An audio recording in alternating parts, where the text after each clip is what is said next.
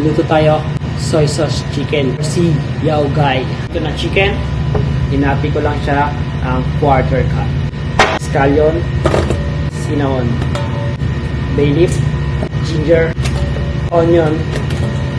So yun lang. Rice wine, paubos na.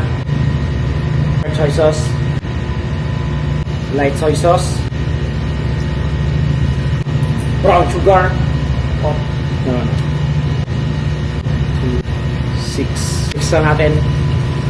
Add lang tayo dito ng oil, then gigisa lang natin dito yung pinagsama-sama natin na pampalasa. Kapag naamoy nyo na yung mabangong amoy, goods na yon. Add natin dito yung pinagsama nating wine and soy sauce.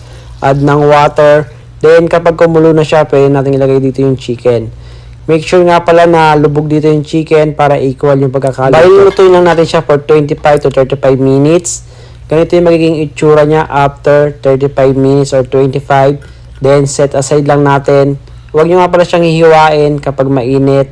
Then, cut na natin kapag kaya nyo na siyang hawakan. At ito naman yung sauce niya. In-strain ko nga lang pala to. Then, tinimpla ko ng salt and pepper, sugar, and slurry para lumapot. Kung gusto nga pala naman ganitong video, paki-like and share. Paki-comment mo na nga pala kung taga saan ka at kung ano yung barko mo para na mabati kita. So, yun lang. Bon appetit!